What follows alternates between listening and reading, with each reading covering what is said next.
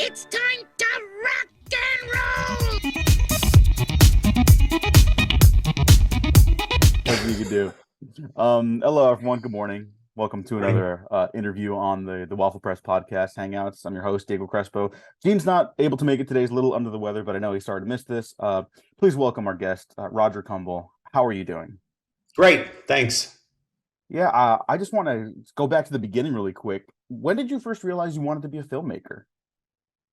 Oh God, I didn't. I wanted to be a screenwriter. I came out to LA in 1988. I was part of this kind of exodus after they read Shane Black's Lethal Weapon.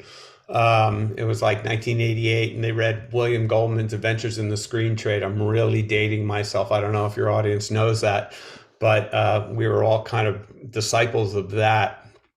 I came out to Hollywood and was just trying to make it as a screenwriter, and did that for a bunch of years, and took like you two can make it in Hollywood classes, and I wrote with Marlene King, was my writing partner for a few years, and she went on to create Pretty Little Liars and had a great career. But I didn't really find my voice until I started writing theater. I wrote little 99-seat plays out in Hollywood.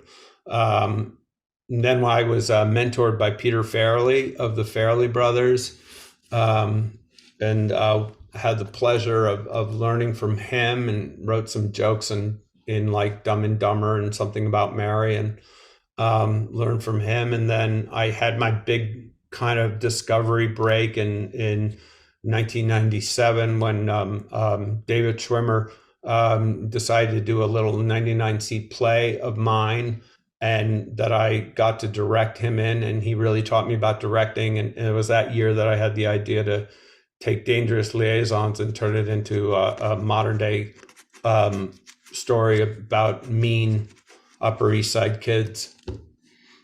No, that's fantastic. I want to go back to the top of that of your response, because you mentioned you were about dating yourself a little bit with Shane Black and William Goldman, and like as like more modern conversationalists about movies, we do have to talk about what's in the constant ether all the time. But I try to bring Shane Black and William Goldman up in conversation as much as possible. I'm huge fans of both their work, especially the late great William Goldman.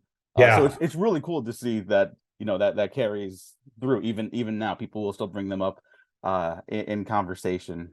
They're huge inspirations, and I mean, Cruel Intentions was such like a pivotal movie in my like my cinematic like upbringing. Right. Thank you.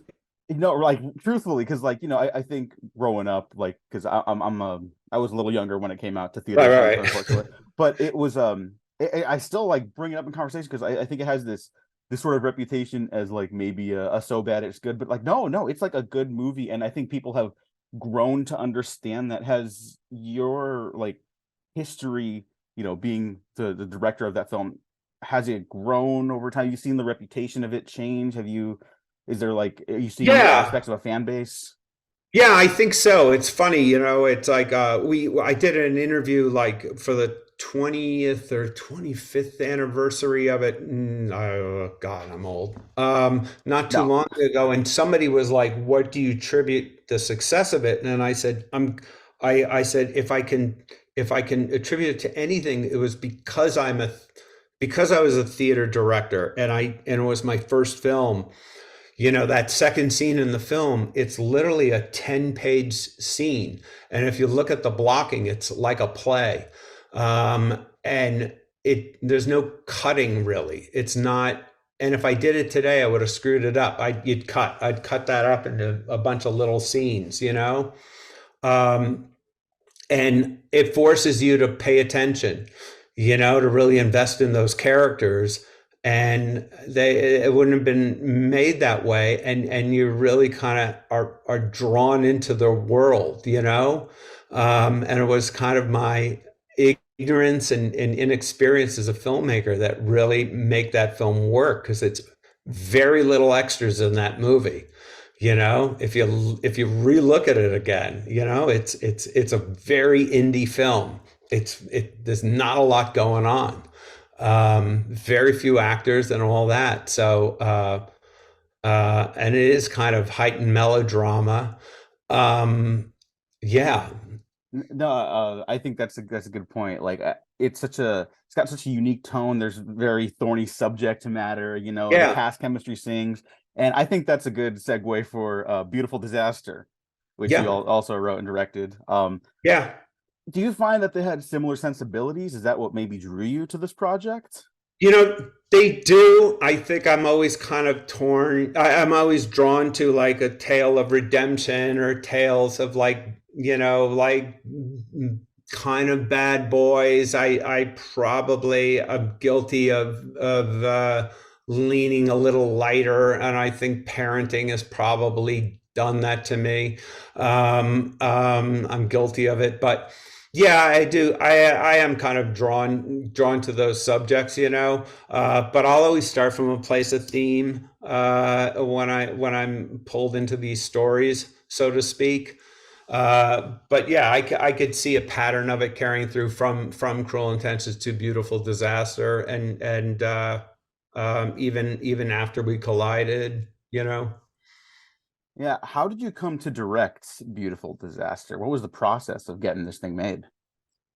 It was I just finished that after film, and I was noodling about on this app Goodreads, and I saw they have these lists, and this book kept popping up at the top of every list, called Beautiful Disaster, and I was like, what is this? And I read it, and it was like this book, and it was like 10 years old, but it checked a lot of boxes for me because I was like, wow, this is kind of like an interesting kind of redemption tale, but it was like, there was fighting in it, and a girl with a past, and it was sexy, and but it was also a book that it was kind of unmakeable because there was all this money against it at a studio. They developed it, it went nowhere.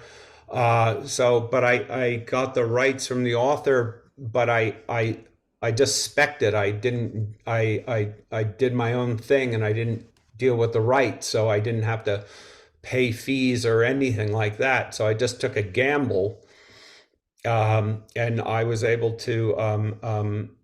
The studio that made the after movie was like, "Well, if you go to Bulgaria this fall, we'll make it for this amount of money." Really, that's a very short version. Um, and so off we went, basically.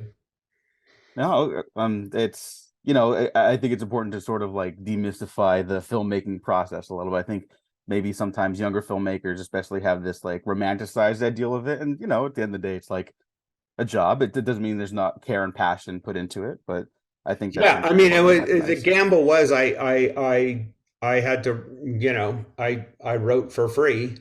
There that like even at with my career and all that, I didn't try to make a deal with a studio to pitch it and outline it and all that. I took a risk. I spent like 6 months writing it on my own for no money.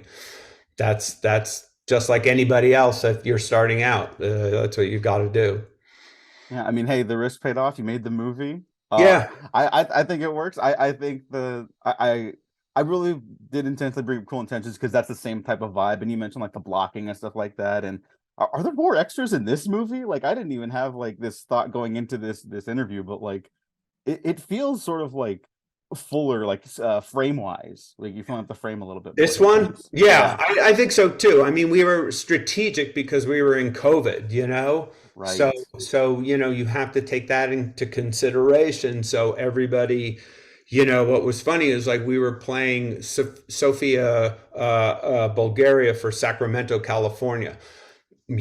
So everything, just getting technical for a second, you're like, okay, you want diversity, so you're like, find all the ethnic people in Sofia, and you have to surround your actors with that, on the campus and all that. So it's like planning a battle. Luckily I had a great first AD and a great DP and all that, to come up with the best look for the film, especially with the fights and especially with the campus stuff. No, thank you for that insight. And like, I could ask you a million more questions all day. I just want to leave you with this last one. We Yeah. were talking about like you kind of you did this, you wrote this for free on spec. Uh, what advice would you give to younger filmmakers trying to go about making their projects nowadays? You know, the industry's changed over the last couple Yeah. years, and if you had any advice, I'd love to leave people with that. I would just use this and make stuff. Just make stuff. I mean, the technology's there, and the distribution is there, be it YouTube or TikTok or whatever, and just go start experimenting. And if I like, perfectionism is the enemy, and I'm guilty of it as well. And just start putting stuff out there, and just not get too precious, and just keep making stuff. I think that's the best thing. No, thank you for that. Roger Kumble, director of A Beautiful Disaster. Check it out as soon as possible. I believe it'll be streaming soon, available for everyone to watch from the comfort of their own home. I know they had the Fathom event recently. Yep. So yeah, please check it out. Thank you so much for your time. I hope you have a great rest of your day. Thanks, Diego.